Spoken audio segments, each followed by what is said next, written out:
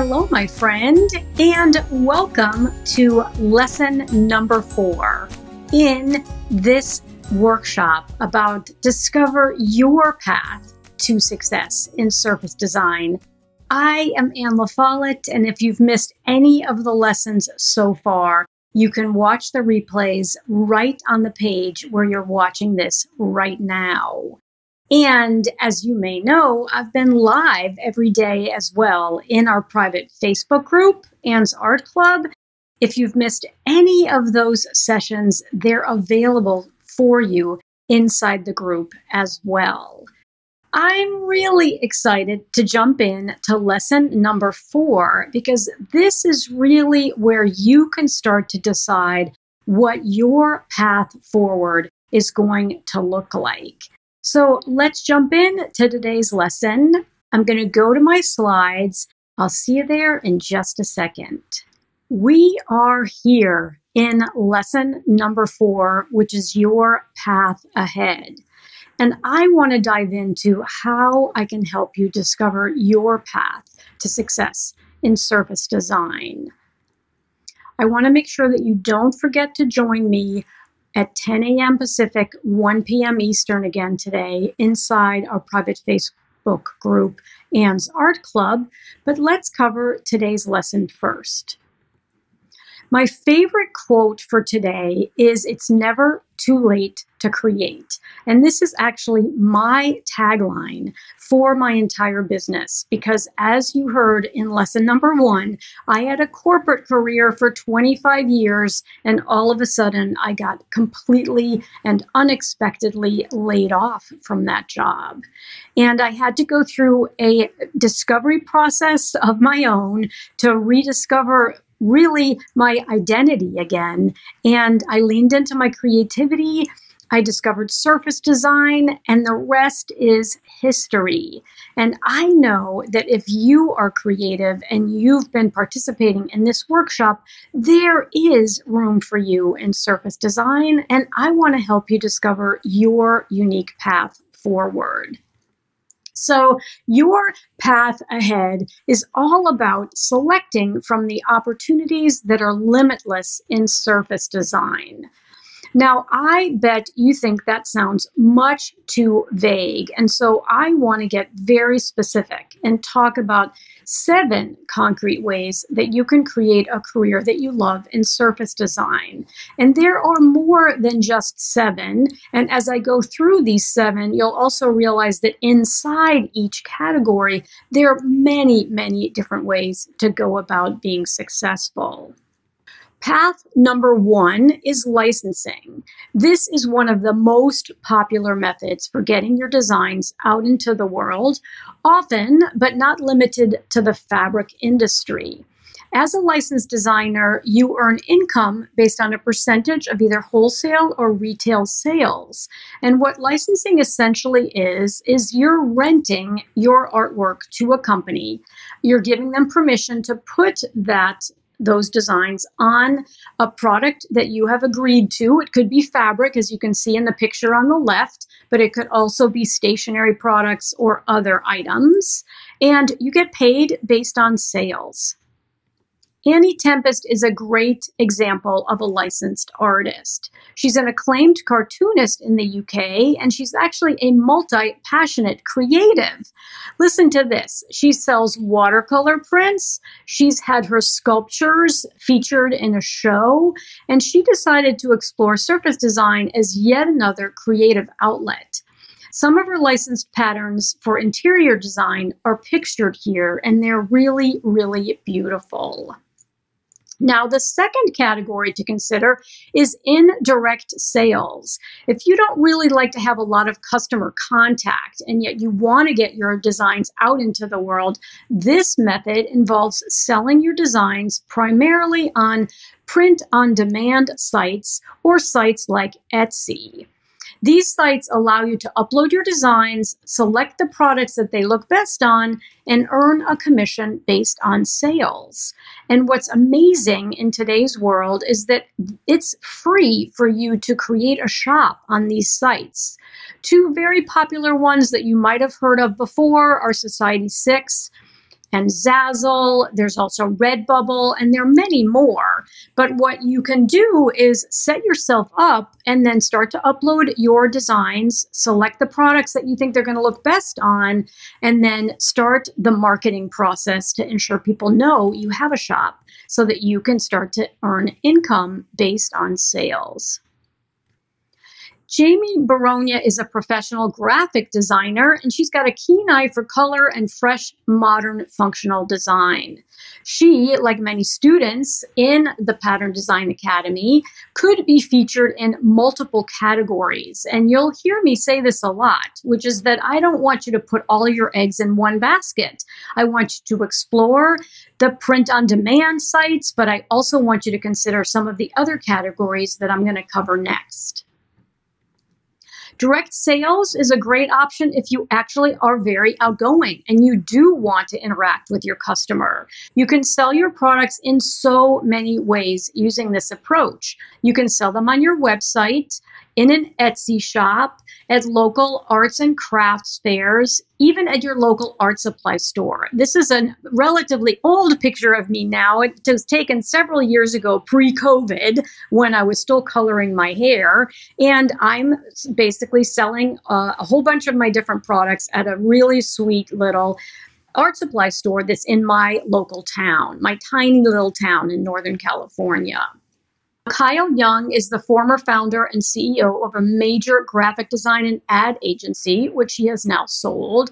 And she decided to explore surface design with the goal of expanding both what she calls her fine art and her fun art. And she is very outgoing, and she participated in a church bazaar last year and sold over $1,000 of her newest products. And she did that in just 3 hours, and one of her most popular products were her wrapping papers. Teaching is another category to consider. Online teaching is booming, and in-person events are back. A great way to showcase your art and share your particular art practice or passion is through paid workshops. Those could be live, in-person events. They could also be virtual. You could also offer a digital course. And one of the things that you can do when you have both an in-person event or even a virtual event is that you can provide your students with the opportunity to buy some of your products, either by creating a small table, if you're doing it in person that showcases your products, or virtually by making sure that they know how to find your products either on print-on-demand shops or on your website. Kathleen Lambert is a great example of someone who's embraced teaching. She loves to express herself using double entendres in her work. One of my favorite quotes of hers is, "You've always had the power, my dear." And she actually painted that onto an electrical outlet. So I'm sure you get the pun. And she's a trailblazer when it comes to embracing new tech. She in particular absolutely loves to do a lot of her design work using her iPad. Subscriptions is yet another way for you to get your artwork out into the world and create recurring income. This category is frequently also called memberships. This category is full of options, from seasonal greeting card subscription ideas to a monthly favorite things box that has physical products that get mailed to you, not to mention monthly art workshop subscriptions where perhaps you teach a different art technique every month to your subscribers. Zahn Pristas is a great example of someone who embraced this idea of a monthly membership or a subscription. She lives on Kodiak Island up in Alaska. She's inspired by the natural beauty that surrounds her, and she loves big, bold colors. She also loves to do collage. In her new greeting card subscription, you get a monthly set of unique handmade cards. You can see some of them here on the left-hand side, and you also get a list of ideas about who to send them to. So it's a great way for Tosh to get recurring income every month from her subscribers. Retail stores is another category to consider. Yes, it does involve inventory, which you need to be really careful about. However, you can run a successful retail store anywhere. This is actually a picture of Maria Ahl-Zanier's retail store in southern Sweden. And it's a fantastic way for you to showcase your products. You obviously can showcase them in the best way possible in your own surroundings. And also, depending on the size of your space, you can even host in-person workshops. So before COVID, Maria, who I'm going to show you on the next page here, Maria is an accomplished watercolor artist, and she's always had in-person workshops in that retail store. So part of the space is for retailing and part of the space is for workshops. She has an array of incredibly beautiful products for sale in her own retail store, and she came into the Pattern Design Academy to learn surface design because she wanted to create large-scale prints like the one you see on the left for a new line of linen dresses. Her work is absolutely gorgeous. Now, commissions is also a really important opportunity. Were you a fan of monogramming back in the day? Commissioned work is a great way to create personalized, one-of-a-kind artwork. Think about baby blankets for newborns or dog beds for dog lovers. There's lots of potential here. Pauline Reilly, who is my fabulous community manager, and you've gotten to know her over the course of this workshop, she may be like many of you in terms of having been told in school that she didn't have any artistic talent. And it's such a shame when this happens because we all do have artistic talent. We just have to nurture it. But as a result, she didn't pursue her creativity until she discovered #Anne's Universe and joined the Academy program to pursue surface design. She's incredibly talented and she designs beautiful products, many of which are commissions for friends and family. The picture on the left is her nephew Noah, and that's a beautiful baby blanket that she made for him based on a commission from her family. Now, your path ahead is going to be ultimately totally up to you, and you're going to want to go back to your why statement from lesson number 1 to help guide you. But frequently what happens now is that limiting beliefs hold us back from pursuing a creative path. And so I want to know if any of these sound familiar to you. Common limiting beliefs include, number 1, I'm too old. My ship has sailed. I wish I had done this years ago. Mindset block number 2 is, I can't draw. I'll never have a unique signature style. Mindset block 3 is, tech is hard. There's no way I can learn Adobe Illustrator. And mindset block 4 is, where do I start? It feels too overwhelming to do this alone. So let's talk a little bit more about these and how we can bust through them. Mindset block number 1 is I'm too old. And that's what Lori Coyne Christensen said before she took a leap of faith and joined the Pattern Design Academy. Look at this beautiful pattern on the left. Her pink repeating pattern that I'm showing you here was the most popular post on my Instagram feed. So clearly she is not too old. No matter what age you are not too old. And that's why my tagline is, it's never too late to create. Mindset block number 2 is I can't draw. Now, I truly believe that everyone can draw because we all have unique handwriting. But many of us think that to be an artist, we have to be as accomplished as a Picasso. And that's crazy. I want you to know that many of the most popular patterns in history are just lines and dots and squiggles. So look at this beautiful pattern by Academy graduate Sui B. Tan. It's fantastic, and it's just circles and squiggles, and I think she did an incredibly beautiful job with it. And I thought it's a great example of you don't have to have advanced design skills to be able to be successful as a surface designer.